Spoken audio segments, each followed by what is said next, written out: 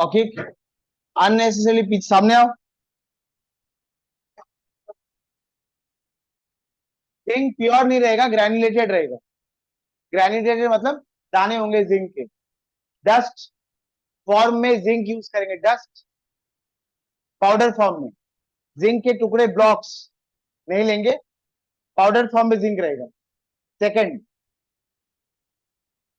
Sulphuric acid dilute और hydrochloric acid dilute. Concentrated sulphuric acid, concentrated sulphuric acid नहीं लेंगे। Concentrated Priyanshu, concentrated hydrochloric acid भी नहीं लेंगे।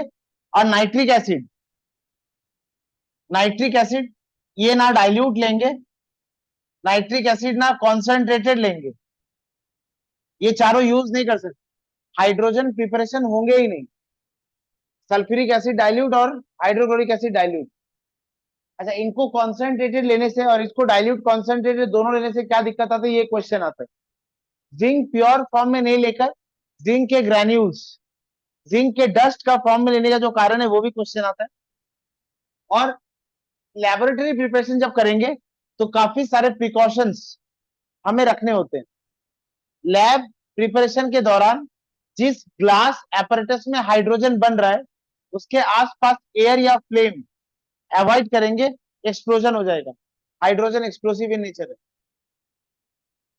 ग्लास एपरेटस के आसपास ना तो कोई एयर होगा ना कोई फ्लेम होगा, इस बात का ध्यान रखेंगे।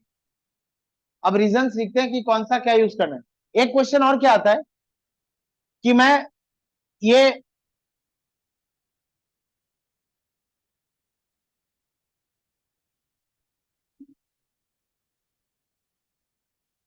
यहां जिंक के ग्रैन्यूल्स लेता हूं मैं,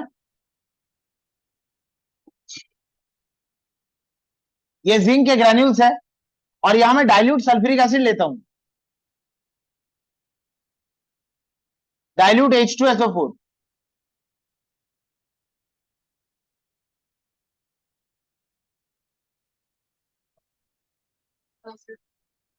बाय। ए बच्चा लोग, इस टेस्ट ट्यूब में डाइल्यूट H2SO4 लिया और जिंक के ग्रैन्यूल्स लिया, तो भी मैं देखता हूं कि कुछ देर बाद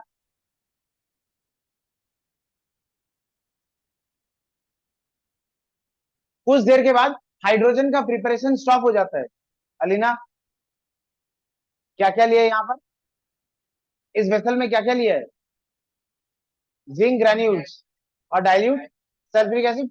कुछ देर बाद रिएक्शन स्टॉप हो जाता है ना। ये रिएक्शन क्यों स्टॉप हो जाता है?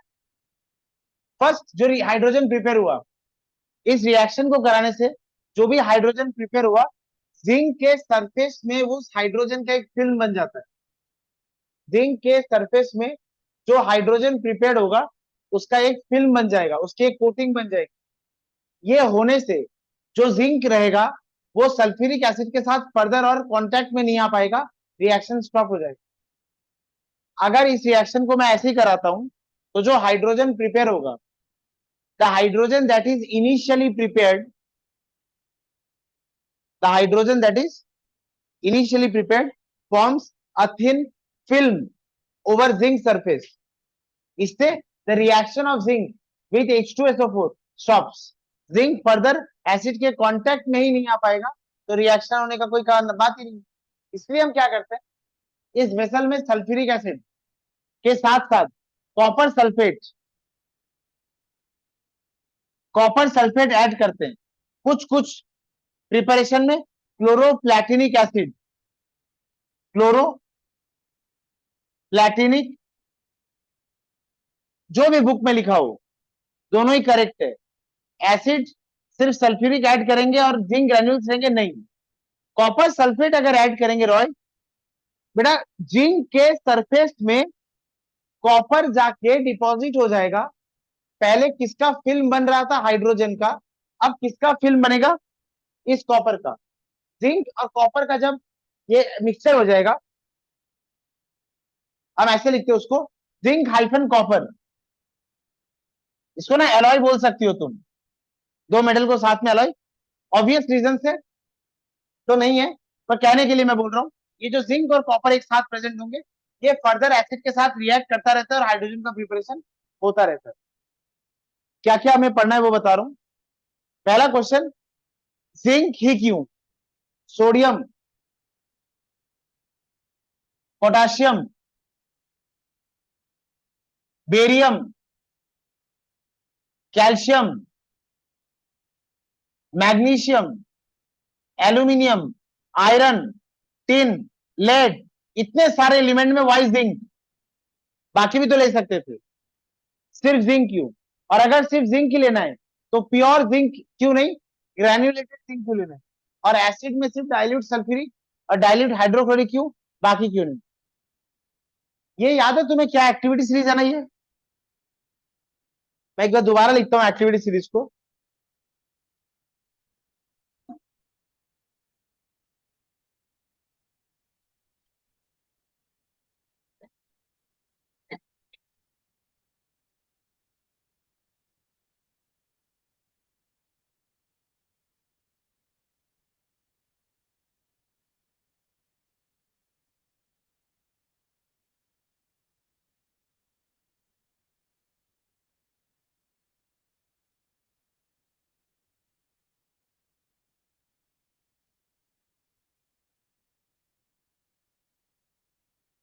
वो जो हाइड्रोजन से ऊपर है ना, वो जो हाइड्रोजन से ऊपर है वो रिएक्टिव होते हैं। वो जो हाइड्रोजन से ऊपर है वो रिएक्टिव होते हैं। और नियम कहता है कोई भी डाइल्यूट एसिड से ये हाइड्रोजन लिबरेट करवा देते हैं। ये जो हाइड्रोजन से ऊपर है, हमने एक्सपेरिमेंट्स कराए थे औखिक, ये सारे मेटल डाइल्यूट एसिड से हाइड्रोजन लिबरेशन कराते थे, इसीलिए इनको हाइड्रोजन के ऊपर रखा और ऐसी सीरीज बनाई है। ये सबसे ऊपर क्यों है? ये सबसे ऊपर इसीलिए इसने डाइल्यूट एसिड से हाइड्रोजन लिबरेट कराया था सबसे फास्ट। इसने हाइड्रोजन, डाइल्यूट एसिड से हाइड्रोजन लिबरेट कराया था रिलेटिवली स्लोअर। ये बहुत ज्यादा रिएक्टिव है। अगर डाइल्यूट एसिड से पोटेशियम का रिएक्शन कराते हैं तो सबसे फास्ट रिडीली रिएक्ट करेगा ये हाइड्रोजन लिबरेट कराने के लिए। उस अकॉर्डिंग इनको सजा दिया है। वो जो हाइड्रोजन से ऊपर है उन्होंने एक्चुअली में डाइल्यूट एसिड से हाइड्रोजन लिबरेट कराया था, इसीलिए इनको हाइड्रोजन के ऊपर रखा है। अच्छा, अब मैं क्या करता हूं, ये सारे ले सकता हूं मैं? नहीं, सारे नहीं लेकर हम जिंक ले रहे हैं। ये जो ऊपर के कुछ है, ये जो ऊपर के कुछ है, ये जरूरत से ज्यादा रिएक्टिव है। ये जो ऊपर के कुछ है, ये जरूरत से ज्यादा रिएक्टिव है, इसलिए इनको अवॉइड कर दिया। ये जो मैग्नीशियम है, ये जो मैग्नीशियम है, ये बहुत ज्यादा कॉस्टली है, बहुत प्रेशियस है ये। इसका प्रिपरेशन, इसकी मेटलर्जी, मैग्नीशियम जिस तरह से हम एक्सट्रैक्ट करते हैं वो प्रोसेस बहुत डिफिकल्ट होता है, ये कॉस्टली होता है। ये क्यों यूज नहीं करते? क्योंकि ज्यादा रिएक्टिव है। मैग्नीशियम क्यों यूज नहीं करते? क्योंकि एक्सपेंसिव है। एल्यूमिनियम क्यों यूज नहीं करते? एल्यूमिनियम का ना एक नेचर है, एल्यूमिनियम एटमॉस्फेयर के ऑक्सीजन के साथ रिएक्ट करके ऑक्साइड बना लेता है। एल्यूमिनियम एटमॉस्फेयर के ऑक्सीजन के साथ रिएक्ट करके एक लेयर बना लेता है एल्यूमिनियम ऑक्साइड का। एक खेल कैसा है, सपोज ये मेरे पास एल्यूमिनियम का पीस है और ये ऑक्सीजन है। ये एल्यूमिनियम 2Al प्लस 3O2 ये रिएक्ट करके Al2O3 बना लेते हैं। एल्यूमिनियम के ऊपर एल्यूमिनियम ऑक्साइड की लेयर, एल्यूमिनियम के ऊपर एल्यूमिनियम ऑक्साइड की लेयर, ये जो लेयर है,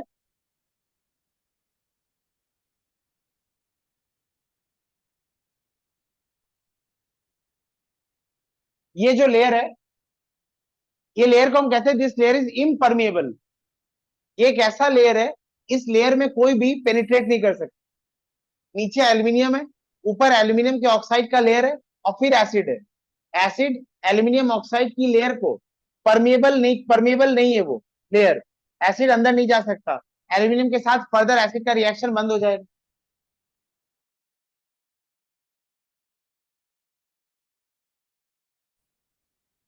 एल्यूमिनियम क्यों यूज नहीं करेंगे?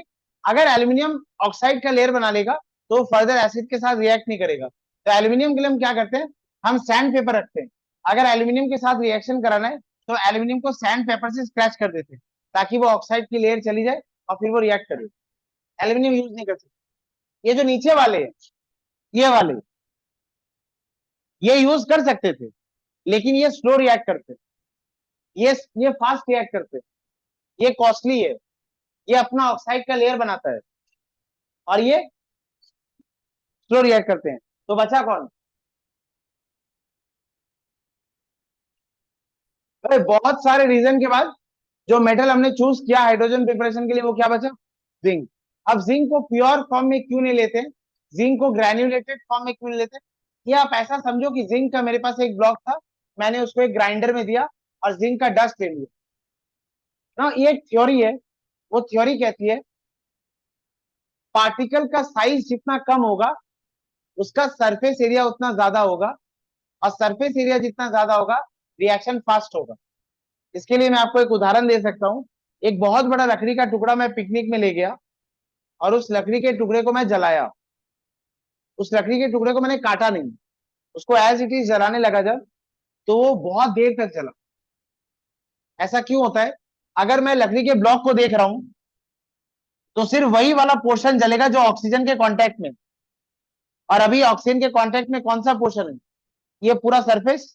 लेकिन अगर मैं इसको ब्रेक कर देता हूं, तो ये जो अंदर वाला सरफेस, ये भी ऑक्सीजन के कांटेक्ट में आ जाएगा, सरफेस एरिया बढ़ गया, रिएक्शन फास्ट होगा, लकड़ी जल्दी जल जाएगी।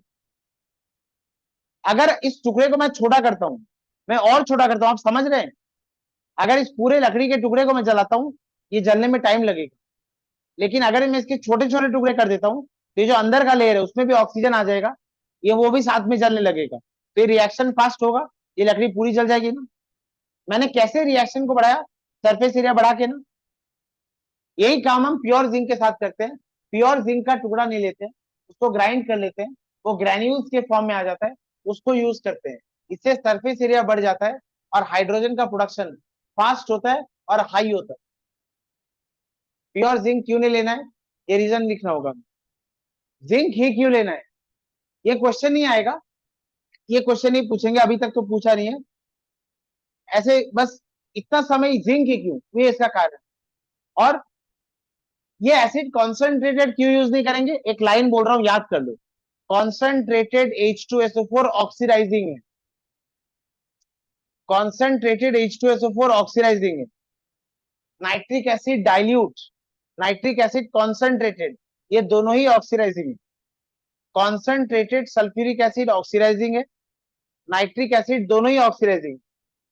अगर ये ऑक्सीडाइजिंग एसिड लेते हैं, तो जो हाइड्रोजन में प्रिपेयर करने का सोच के बैठा हूं, ये उसको ऑक्सीडाइज कर देंगे वाटर में।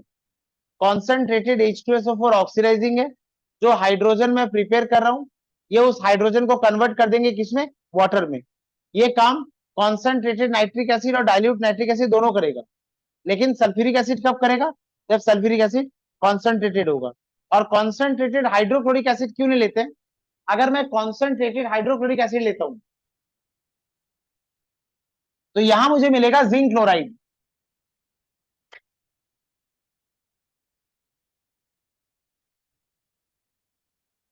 इसको पीछे, हाँ तुम अपने बेंच पे रख लो तो।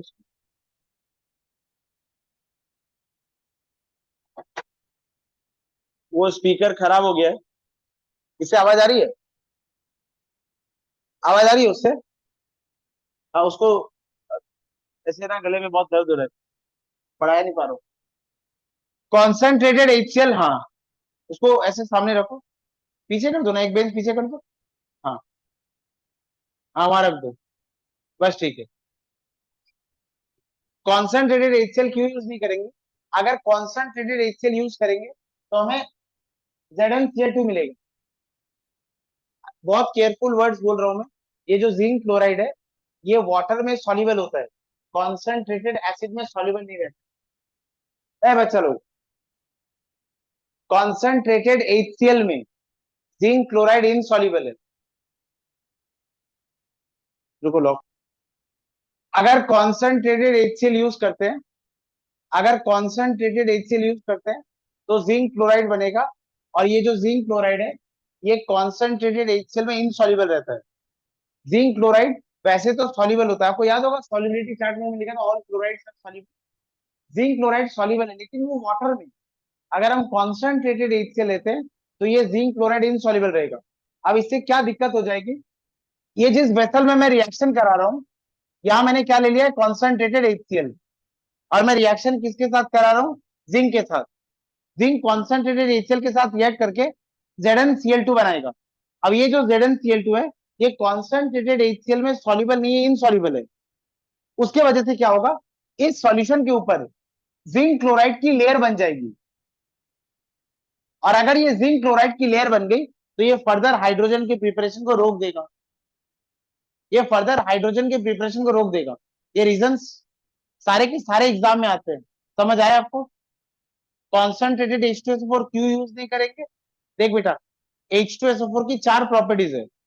पहली प्रॉपर्टी, H2SO4 एसिड है तो उसकी एसिडिक प्रॉपर्टी होगी। H2SO4 एसिड है तो उसकी एसिडिक प्रॉपर्टी होगी। एसिडिक प्रॉपर्टी तब होती है जब वो डाइल्यूट फॉर्म में होता है। कॉन्सेंट्रेटेड, जब हम सल्फ्यूरिक एसिड की बात करते हैं, जब हम सल्फ्यूरिक एसिड की बात करते हैं, ये डाइल्यूट रहता है और ये कॉन्सेंट्रेटेड रहता है। अगर ये डाइल्यूट फॉर्म में है तो इसकी जो प्रॉपर्टी होगी वो होगी एसिडिक। और अगर ये कॉन्सेंट्रेटेड है, अगर ये कॉन्सेंट्रेटेड है तो इसकी जो प्रॉपर्टी होगी वो 3 प्रॉपर्टी है। एक है डिहाइड्रेटिंग, एक है डिहाइड्रेटिंग, दूसरी है ऑक्सीडाइजिंग, और तीसरी है नॉन वोलेटाइल। और तीसरी है नॉन वोलेटाइल। मैंने क्या कह रहा था मैं, H2SO4 की 4 प्रॉपर्टी है। एक acidic, H2SO4 acidic property show करता है जब वो डाइल्यूट है। H2SO4 अगर कॉन्सेंट्रेटेड लिया है तो उसकी dehydrating property, non volatile property और ऑक्सीडाइजिंग प्रॉपर्टी है। अगर मैं H2SO4 कॉन्सेंट्रेटेड यूज करता हूं तो जो हाइड्रोजन प्रिपेयर हो रहा है वो वाटर बन जाएगा। कॉन्सेंट्रेटेड HCl क्यों नहीं लेंगे? अगर कॉन्सेंट्रेटेड HCl लेते हैं तो जो जिंक क्लोराइड बनेगा वो जिंक क्लोराइड कॉन्सेंट्रेटेड HCl में इनसॉल्युबल है। ये फर्दर रिएक्शन को स्टॉप कर देगा। और nitric acid, nitric acid dilute में भी ऑक्सीडाइजिंग है और कॉन्सेंट्रेटेड में भी ऑक्सीडाइजिंग है। डाइल्यूट में और ज्यादा ऑक्सीडाइजिंग है, डाइल्यूट में नाइट्रिक एसिड और ज्यादा ऑक्सीडाइजिंग है, कॉन्सेंट्रेटेड में भी ऑक्सीडाइजिंग है, रिलेटिवली कम। ये दोनों ही हमारे हाइड्रोजन को ऑक्सीडाइज करके क्या बना देगा, वाटर बना देगा। इतनी सारी एसिड यूज नहीं कर सकते। बस ऑप्शन में दो ही बचा, एक डाइल्यूट सल्फ्यूरिक एसिड और एक डाइल्यूट हाइड्रोक्लोरिक एसिड। और सिर्फ एसिड और जिंक लेने से रिएक्शन नहीं होगा, साथ में ये क्लोरोप्लेटिनिक एसिड, साथ में ये क्लोरोप्लेटिनिक एसिड और ये CuSO4, ये दोनों लेना होगा हमें, तभी रिएक्शन होगा। ये रीजनिंग सारी समझ आ गई? अब नोट्स बनाते हैं, लिखो एक एक करके। हाँ, ये ये जब रिएक्शन कराएंगे ना, जिंक का ग्रेन्यूल्स लेंगे और H2SO4 डाइल्यूट फॉर्म में लेंगे, इससे हाइड्रोजन लिबरेट होगा। ये जो हाइड्रोजन लिबरेट होता है शुरू में, ये हाइड्रोजन क्या करता है, जिंक के जो ग्रेन्यूल्स मैंने लिए, जिंक के जो दाने मैंने लिए, जो हाइड्रोजन लिबरेट होगा वो जिंक के सरफेस में एक फिल्म बना लेते हैं। Hydrogen that is initially prepared forms a thin film over zinc and stops zinc from further reacting with acid. Zinc अगर एसिड के कांटेक्ट में ही नहीं आएगा तो हाइड्रोजन लिबरेशन बंद हो जाएगा। तो हम क्या करते हैं इस सॉल्यूशन में, या तो क्लोरोप्लेटिनिक एसिड या फिर कॉपर सल्फेट ले लेते हैं। ये क्या होता है, जिंक के सरफेस में हाइड्रोजन को डिपॉजिट होने नहीं देता है। जिंक के सरफेस में अगर हाइड्रोजन डिपॉजिट नहीं होगा, जिंक एसिड के साथ रिएक्ट करता रहेगा, हाइड्रोजन गैस लिबरेट होती रहेगी। एकदम एसेंशियल कंडीशन है कि व्हाई CuSO4 और platinic acid is added in the laboratory preparation of hydrogen. Explain, ये लिखना। कोई डाउट है तो बोलो, अभी क्लियर करते फिर नोट्स बनाते। ये सारा का सारा लहा बोलो, कौन सा? ये दोनों क्या करते हैं, जिंक के सरफेस में, अगर ये नहीं लेते हम तो जिंक के सरफेस में जो हाइड्रोजन प्रिपेयर होगा वो जिंक के सरफेस में एक थिन कोटिंग, एक थिन फिल्म बना लेगा। अगर तुम सोचो कि अगर जिंक के सरफेस में हाइड्रोजन की लेयर आ गई तो ये फर्दर एसिड के साथ, ये फर्दर एसिड के साथ रिएक्ट ही नहीं कर पाएगा। तो जिंक लेने का मेरा सारा पर्पस बेकार हो जा रहा है। और अगर मैं कॉपर सल्फेट या प्लेटिनिक एसिड लेता हूँ, क्लोरोप्लेटिनिक, तो फिर ये हाइड्रोजन का जो कोटिंग जिंक के ऊपर बन रहा है ये किसी कारण की वजह से नहीं बन पाएगा। एसिड जिंक के साथ रिएक्ट करता रहेगा, एसिड बन हाइड्रोजन प्रिपरेशन चलता रहेगा। देखो, with reference to laboratory preparation of dihydrogen. अब एक एक करके पॉइंट लिख रहा हूँ।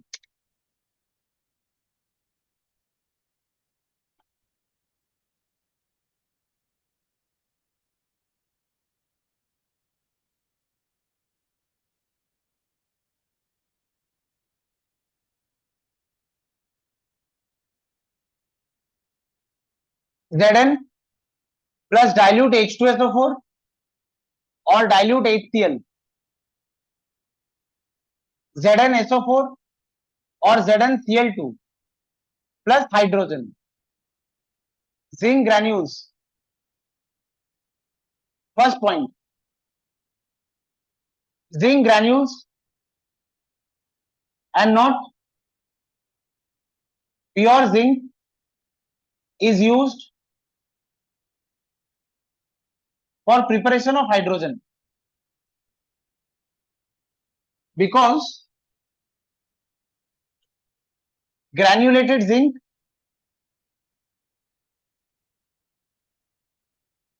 has larger surface area, reacts faster, liberating large amount of hydrogen. Number two, only dilute H2SO4 or dilute HCl is used for preparation of H2. Concentrated H2SO4, concentrated HCl, both dilute and concentrated HNO3 are not used because of following reasons.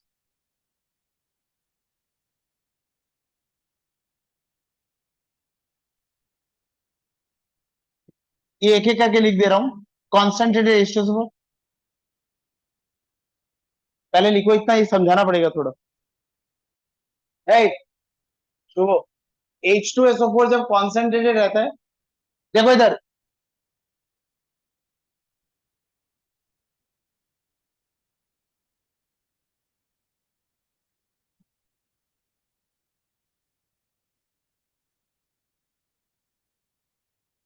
क्या कोई problem है तुम्हें, कोई दिक्कत है शुभ?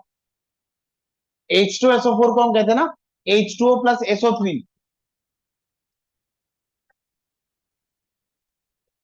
Water plus sulphur trioxide, water plus sulphur. देखो इसको add करेंगे तो H2SO4 मिल जाएगा ना। ये एक्चुअल रिएक्शन है, कोई ऐसी समझाने वाली जबरदस्ती वाली बात नहीं। H2O plus sulphur trioxide concentrated sulphuric acid ऐसे ब्रेक करता है। जब सल्फर ट्राइऑक्साइड बनता है, ये स्टेबल नहीं रहता है, ये फर्दर ब्रेक कर जाता है, और ये फर्दर ब्रेक करके हमें क्या देता है, SO2 प्लस ऑक्सीजन, ये नेसेंट ऑक्सीजन। हमेशा के लिए कॉन्सेंट्रेटेड सल्फ्यूरिक एसिड को ऐसे ही देखना, कॉन्सेंट्रेटेड H2SO4, ये ब्रेक होके क्या देगा, H2O plus SO2 plus nascent oxygen. अब जो हाइड्रोजन में प्रिपेयर कर रहा हूं, जो हाइड्रोजन में यहां प्रिपेयर कर रहा हूं, अगर ये कॉन्सेंट्रेटेड होता, अगर ये कॉन्सेंट्रेटेड होता इस हाइड्रोजन के साथ, ये नेसेंट ऑक्सीजन कंबाइन होकर क्या बना देता, वाटर। तो कॉन्सेंट्रेटेड H2SO4 क्यों यूज नहीं करेंगे, ये कारण है। अच्छा सेकंड, अगर मैं कॉन्सेंट्रेटेड HCl यूज करता, कॉन्सेंट्रेटेड HCl जिंक के साथ रिएक्ट करता, ये क्या बनाता, जिंक क्लोराइड प्लस हाइड्रोजन। अब ये जो जिंक क्लोराइड है, अगर ये कॉन्सेंट्रेटेड है, जिंक क्लोराइड कॉन्सेंट्रेटेड HCl में इनसॉल्युबल रहता है, जिंक क्लोराइड डाइल्यूट HCl में सॉल्युबल रहता है। ZnCl2 form is insoluble in concentrated HCl, thus is not used. Number 3,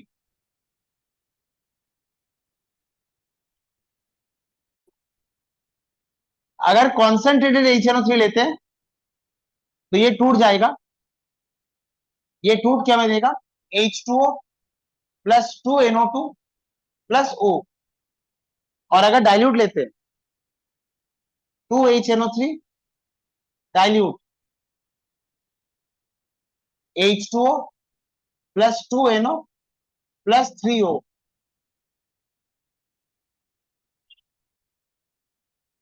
ये हाइड्रोजन को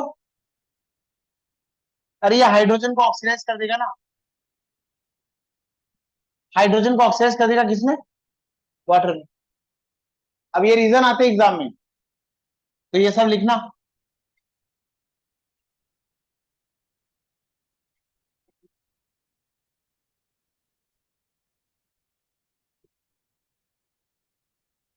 zinc granules plus dilute H2SO4 और dilute HCl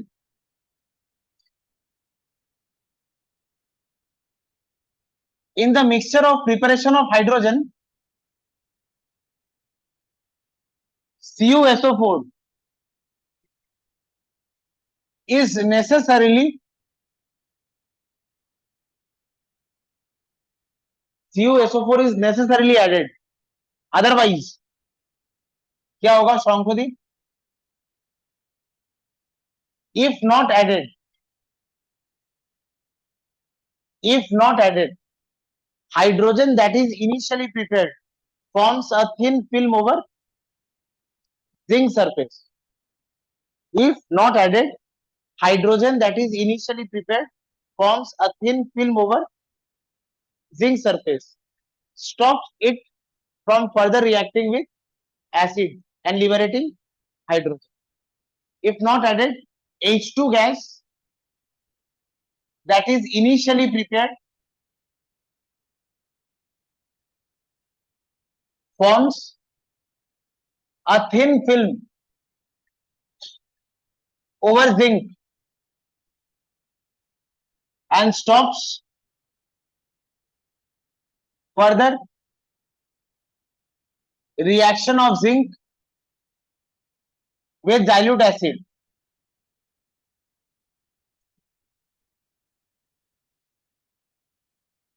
Instead, copper, if added, forms a layer, copper sulfate. Instead, copper sulfate, if added, forms a layer of copper over zinc. ZnCu form readily dissolves in dilute acid, liberating hydrogen. Liberating hydrogen.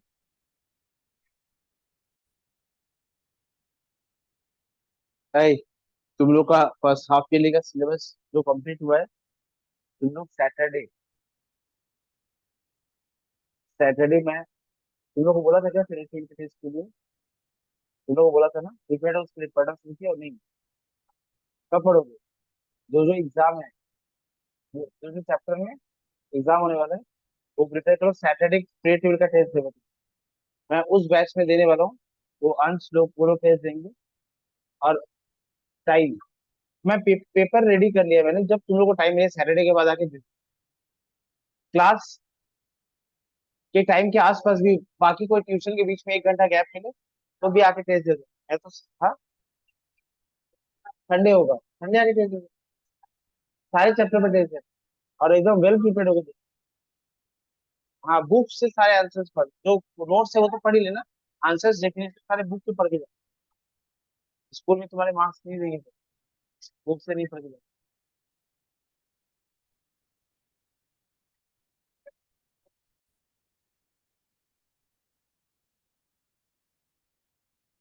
readily dissolves readily dissolves in dilute acid, liberating hydrogen। हो गया, हो गया, लिखो। the apparatus in which it is carried out, the apparatus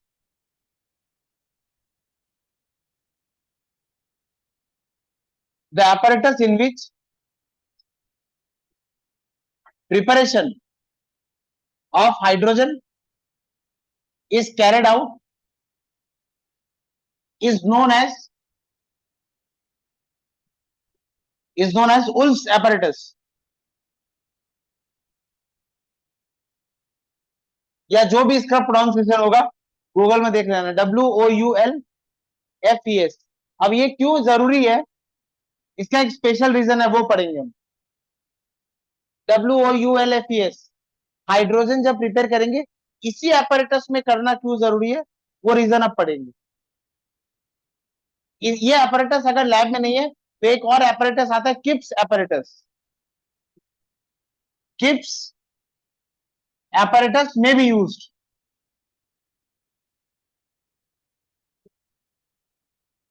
first preference इसी का है, second kips का है।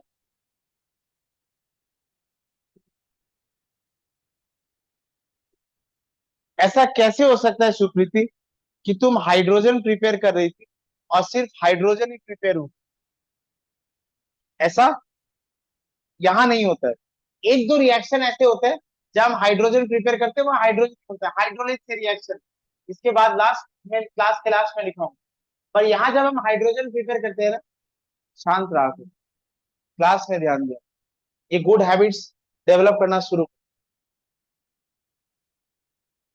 समझ आ रहा है तुम्हें? जब हाइड्रोजन प्रिपेयर करते हैं तो साथ में और भी गैसेस साथ में बनती है। अच्छा, मैं ग्रुप्स में लिख रहा हूँ। एक गैस एक ये नाइट्रोजन की फैमिली का है। नाइट्रोजन की वैलेंसी कितनी है? 3। नाइट्रोजन की वैलेंसी 3। ये हाइड्रोजन के साथ वैलेंसी मतलब कितने हाइड्रोजन के साथ तुम बॉन्ड बना सकते। ये नाइट्रोजन कितने हाइड्रोजन के साथ बॉन्ड बनाएगा? 3। ये किसके साथ बनेगा? 3। और ये भी क्या बनेगा? 3। इसका फॉर्मूला क्या होगा? NH3। इसका क्या होगा? PH3। और इसका क्या होगा? AS। ये भी नहीं बोला जा रहा है तुमसे। ये होगा NH3। ये क्या होगा? और ये, हाँ, इसको कहते हैं फॉस्फीन और इसको कहते हैं आर्साइन। ASH3 का नाम है आर्साइन और PH3 का नाम है phosphine. Toxic, highly toxic, suffocating, जितने सारे वर्ड्स है सब लगा दो, एकदम खतरनाक गैसेस। हाइड्रोजन के साथ प्रिपेयर होगी होगी। अच्छा, क्यों होगी?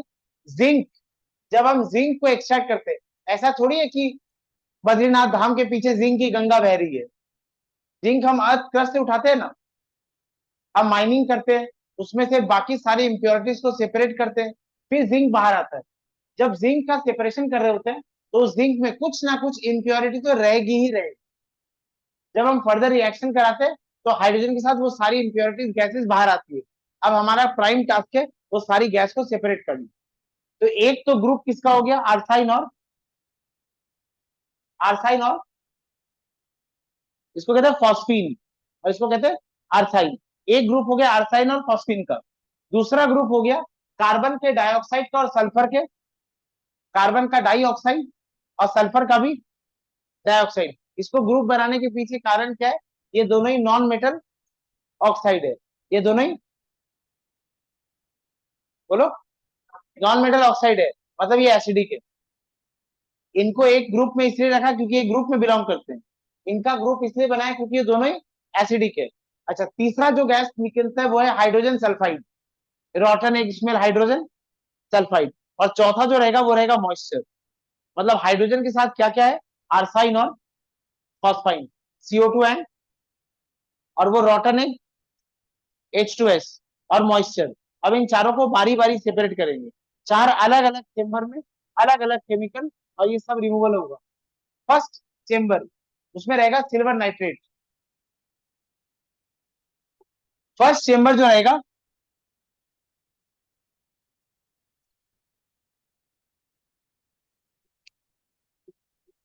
ये AgNO3 सॉल्यूशन, इसमें क्या एब्जॉर्ब होगा?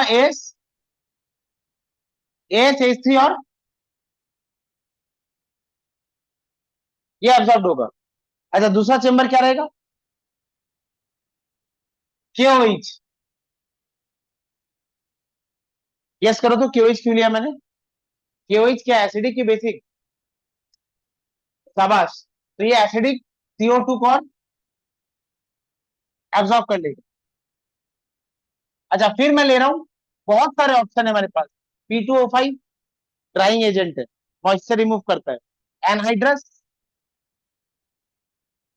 Anhydrous calcium chloride moisture remove करता है। CaO मॉइस्चर रिमूव करता है, ये मॉइस्चर को एब्जॉर्ब कर लेगा। और एक गैस बचा है, वो क्या है? हाइड्रोजन ये हम लेंगे लेड नाइट्रेट। लेड नाइट्रेट किसको रिमूव करेगा? H2S को एब्जॉर्ब कर लेगा। है बच्चा लोग समझे? ये चार अलग अलग चेंबर रहेगा। अच्छा, जब मैंने यहां से गैस दे रहा हूं तो इसमें क्या क्या प्रेजेंट है बताइए?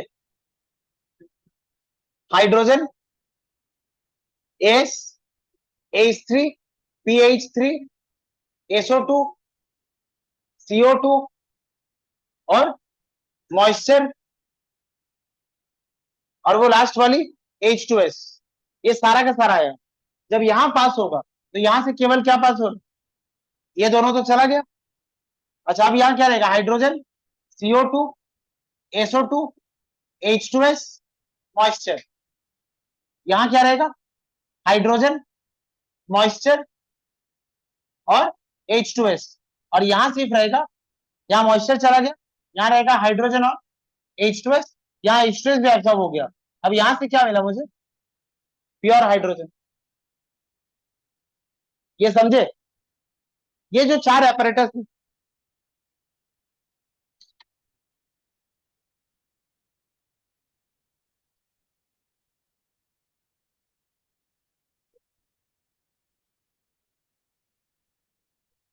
ये देखो,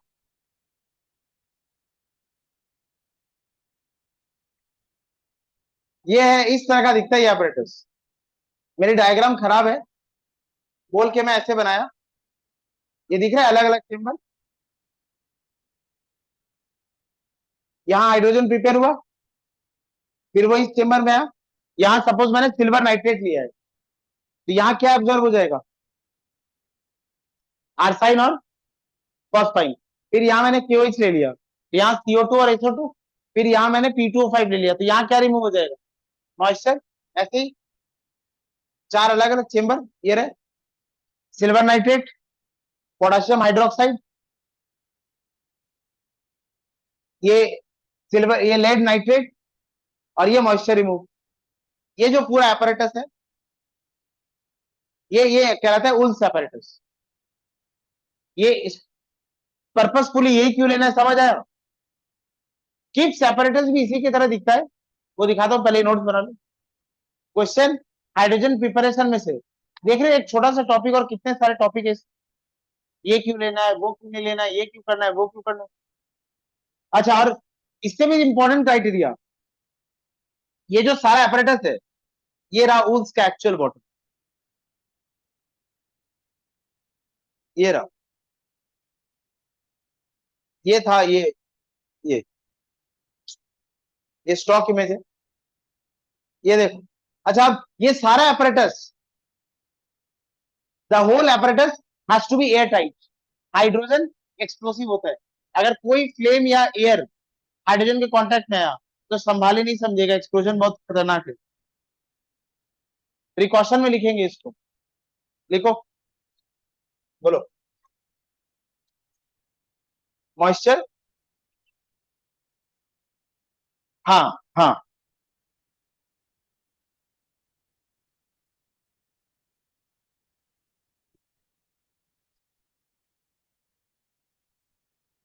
यहाँ हेडिंग दे दो, removal of impurities with hydrogen. Removal of removal of impurities gases present with hydrogen,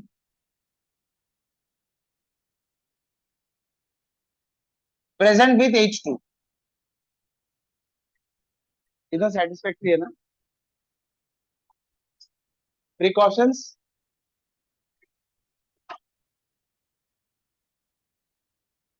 precautions during precautions during laboratory preparation of H2, the whole glass apparatus,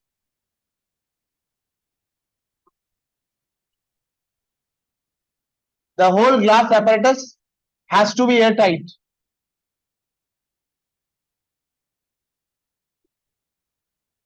The whole glass apparatus has to be airtight.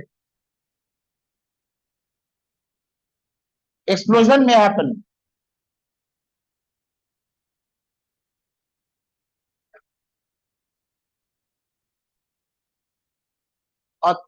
Third sorry second, no flame should, no flame should be there. आज English में क्या लिखूं? Apparatus के आसपास कोई flame नहीं होना चाहिए। How should we write this in English?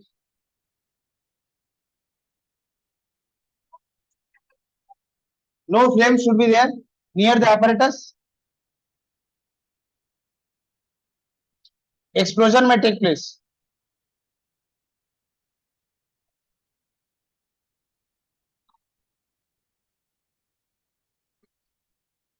ये हो गया लैब प्रिपरेशन ऑफ हाइड्रोजन।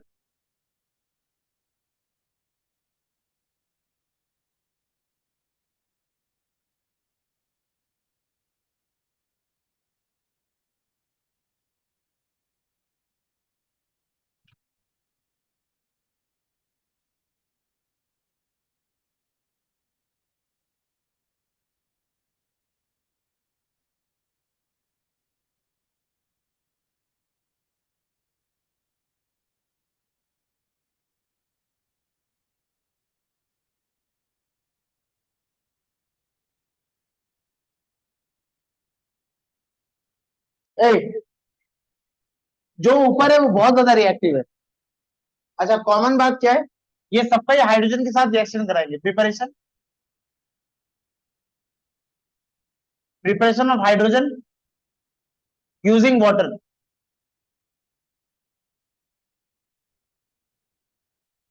अब यार ये सारे के सारे रिएक्टिव है।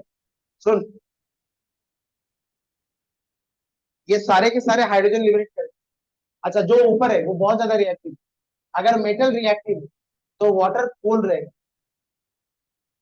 अगर मैं इनको ले रहा हूं, ये बहुत ज्यादा रिएक्टिव है, तो वाटर को क्या लेंगे?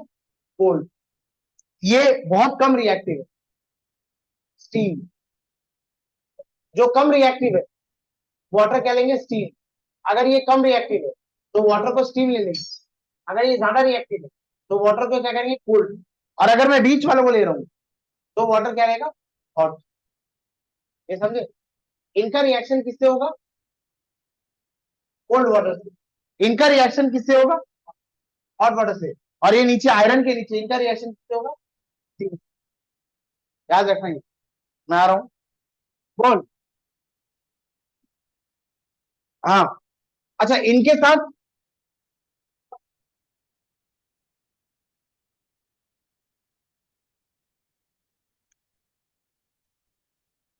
इनके साथ रिएक्शन होगा कोल्ड वाटर का, और ये बनाएंगे metal hydroxide.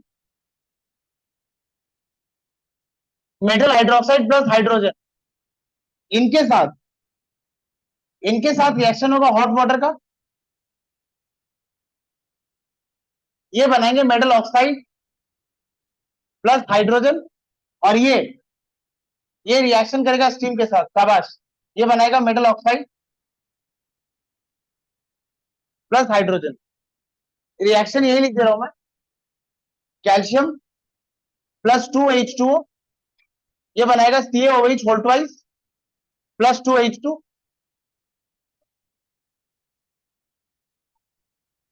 Na plus NaOH।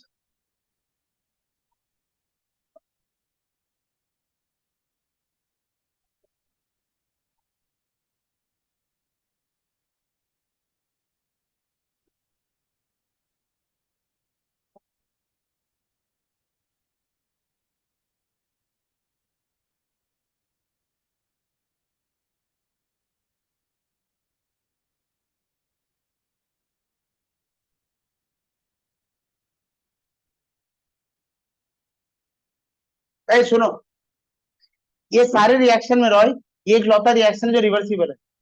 Question आता है ये। A metal that reacts with steam in a reversible reaction to produce hydrogen. A metal that reacts with steam in a reversible reaction to produce hydrogen. अच्छा, ये एक लौता metal oxide है जो magnetic है। ये एक लौता मेटल ऑक्साइड है जो मैग्नेटिक है। और भी क्वेश्चन क्या था बता?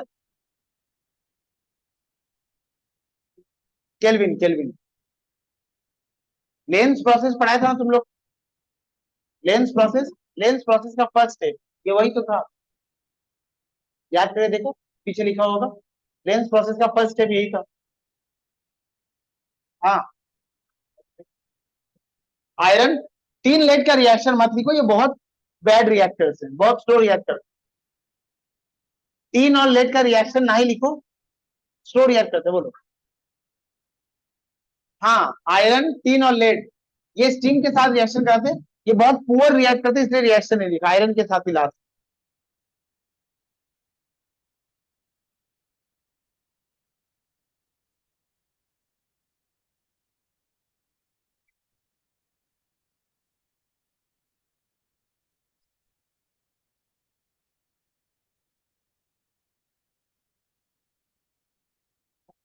इसको बैलेंस करो तो Na+, एक से इसको बैलेंस बैलेंस नहीं किया।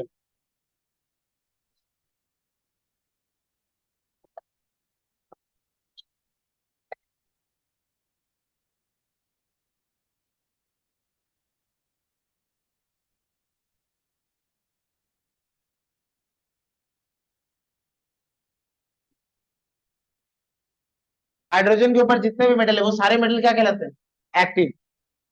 हाइड्रोजन के ऊपर एक लाइन लिख के रखो, this series is known as activity series. ये जो सीरीज यहां लिखी है ये एक्टिविटी सीरीज कहलाती है, देखो, this series is known as activity series, this series is known as activity series. All those elements that lies above hydrogen in the series. The series is known as activity series. All those elements that lies above hydrogen in the series. All those elements that lies above hydrogen in the series are known as active.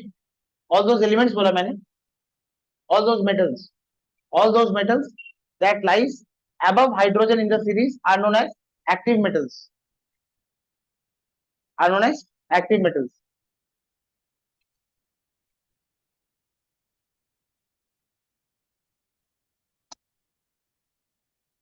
बच्चा लोग, ये जो सुन इधर, hero, ये जो board में छोटा सा लिखा हुआ है ना, देखो इधर, ओके, ये जो छोटा सा बोर्ड में थ्योरी लिखा हुआ है, पूरी 11 और पूरी केमिस्ट्री का सबसे ऑथेंटिक डेटा, सबसे ऑथेंटिक केमिस्ट्री, वो जहां रीजन से रीजन रखे गए, वो ये वाली केमिस्ट्री।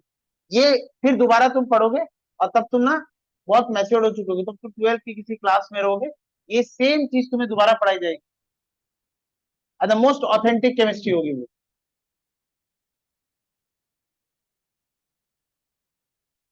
हाइड्रोजन यूजिंग वाटर, अब लिखो reaction of amphoteric, reaction of amphoteric with hot alkalis.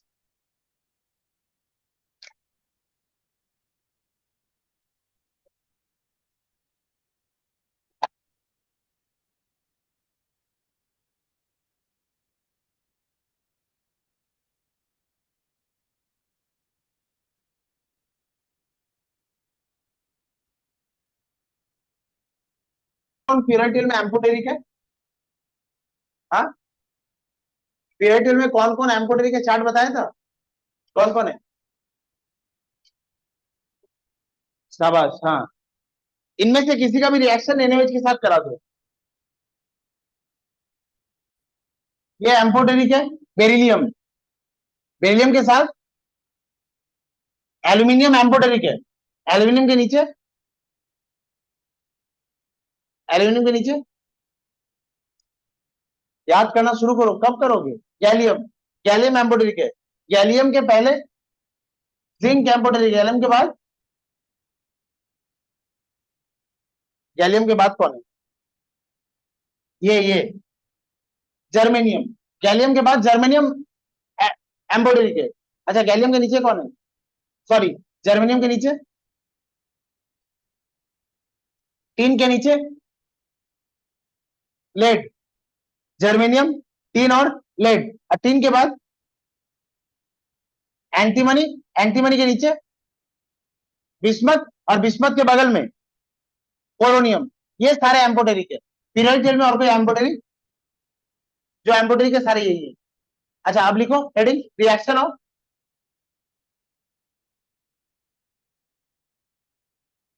Reaction of amphoteric with hot, concentrated. Omi, मैं जानबूझ के तुमसे क्वेश्चन पूछ रहा हूँ, मुझे ऐसा लगता है कि तुम ये आंसर नहीं दे पाओगी, और फिर मैं पूरे क्लास में तुम्हें डांटूंगा, मुझे मौका मिल जाएगा। और ये मैं बहुत पढ़ा चुका हूँ। मुझे 3 एल्कली का नाम बोलो।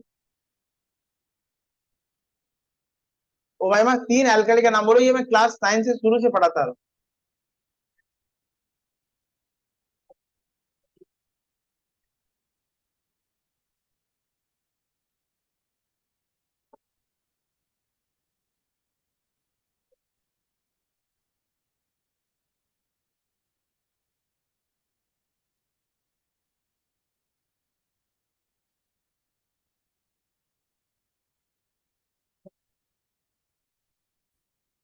ये क्लास 9 के शुरू से पढ़ाता आ रहा हूँ। तू एक दिन भी अगर क्लास सुन लेती ध्यान से, तो मुझे ऐसा लगता है तुम ये आंसर दे देती।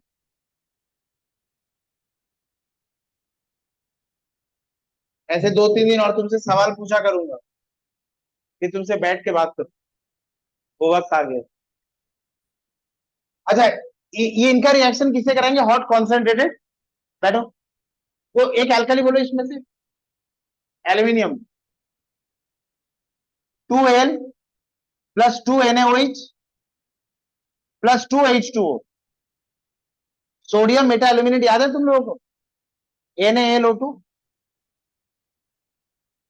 लैंग्वेज ऑफ केमिस्ट्री में मेटा एल्यूमिनेट पढ़ाया नहीं था तुम लोग को? AlO2 minus, AlO2 minus. अरे लल्ली। हाँ, ये क्या बनाएगा? NaL। ये बनाया 2NaLO2। ये क्या है? Sodium Meta, sodium Meta aluminate. साथ में हमें क्या मिलेगा? वो जो हम बना रहे हैं कब से, कितने हाइड्रोजन? 4 तो यहाँ है, 2 यहाँ है। 6H क्या होता है? 3H2 बोलो। ये समझ आया? और ये समझे क्या? Hot concentrated alkali. अच्छा, किसी किसी एल्कली के साथ बैलेंसिंग करने के लिए वाटर की जरूरत पड़ेगी, कभी कभी जरूरत नहीं पड़ेगी। जैसे मैं जिंक के साथ लिखता हूं अगर reaction, Zn, Zn plus 2NaOH, तो ये रिएक्शन क्या होगा? Na2, Na2Zn O2 प्लस, ये क्या है? सोडियम। शाबाश, ये सोडियम जिंकेट है। ठीक है। अच्छा SI, ये सिलिकॉन के साथ लिख रहा हूं, सिलिकॉन भी है। Silicon plus 2NaOH plus H2O, और ये बनाएगा NaSiO3, Na2SiO3 plus 3H2, sodium silicate.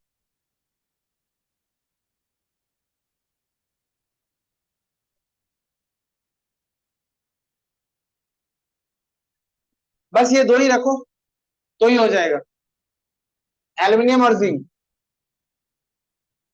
और याद मत रखो।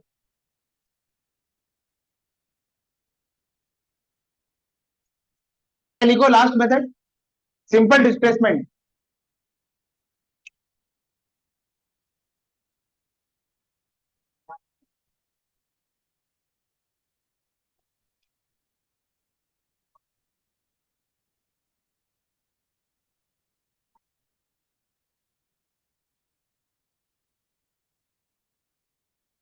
अरे बच्चा लोग, ये क्या लिखा है? ध्यान देना, ये मैंने क्लोराइड, सल्फेट, ऑक्साइड, हाइड्रोक्साइड नहीं, ये मैंने सिर्फ मेटल लिखा है। Active metal plus dilute acid. और डाइल्यूट एसिड में भी कौन कौन सी? HCl और H2SO4। HNO3 use. हाँ, अभी वो नोट करेंगे क्यों यूज नहीं करेंगे, क्या दिक्कत हो जाती है। अच्छा, अब इसमें से कोई कोई भी मेटल बोलो मुझे। एक्टिव मेटल क्या है वो तुम्हें बता चुका, अभी भी बताया। एक्टिव मेटल कौन कौन है? वो जो एक्टिविटी सीरीज में हाइड्रोजन के ऊपर है। Zn, Zn plus H2SO4। ZnSO4 plus H2, ठीक है। Mg प्लस 2HCl, ये क्या बनाएगा? MgCl2 plus H2, Fe plus 2HCl, FeCl2 plus H2।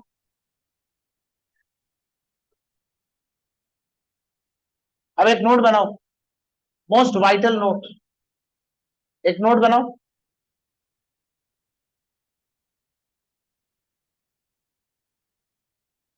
लिखो, dilute nitric acid if to be used, लिखो, dilute nitric acid if to be used for preparation of hydrogen,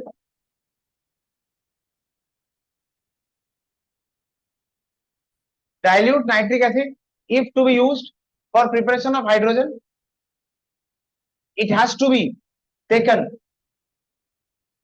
it has to be taken in cold, it has to be taken in cold and very dilute condition,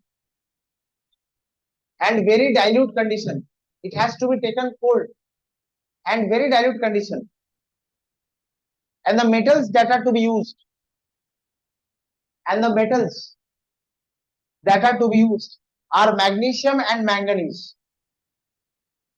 are magnesium and manganese, hydrogen may be prepared, hydrogen will be collected, ऐसे लिखो, hydrogen will be collected, और magnesium and manganese, और कि कौन कौन से metal nitric acid के dilute form से रिएक्ट करेंगे, बस यही छोड़कर और कोई नहीं।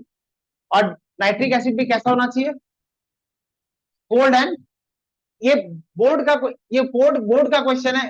क्वेश्चन क्या है बता रहा हूं, correct the following statement if there is any, magnesium and manganese react with very dilute nitric acid to liberate hydrogen. What you had to mention is the word cold, cold, very dilute, dilute condition में भी हमने देखा है nitric acid कैसे काम करता है, dilute condition में नाइट्रिक एसिड कैसे काम करता है? ऑक्सीडाइजिंग। तो ये डाइल्यूट लेने से भी नहीं होगा, वेरी डाइल्यूट, और नाइट्रिक एसिड कोल्ड होना चाहिए। और इसका जो रीजन है, क्लास 10 के नाइट्रिक एसिड चैप्टर में दोबारा पढ़ाऊंगा कि अगर थोड़ा सा भी टेम्परेचर ज्यादा रहा, कोल्ड अगर आपने नहीं लिया तो दिक्कत हो जाएगी। लिख लो रिएक्शन, ये नोट लिख लिया ना, अब रिएक्शन लिखो। हाँ,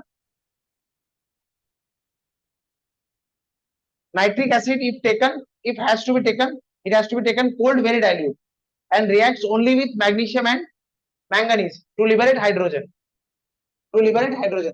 देखो reaction, Mn plus 2HNO3 cold, very dilute, इसको ऐसे भी लिखते हैं हम, इसको आगे केमिस्ट्री में 1% लिखते हैं, 1%, मतलब 100 ml में सिर्फ 1 ml नाइट्रिक एसिड, और ये हमें देगा MnNO3 whole twice plus H2, और होगा magnesium plus 2HNO3 cold, very dilute, ये हमें देगा MgNO3 whole twice plus H2।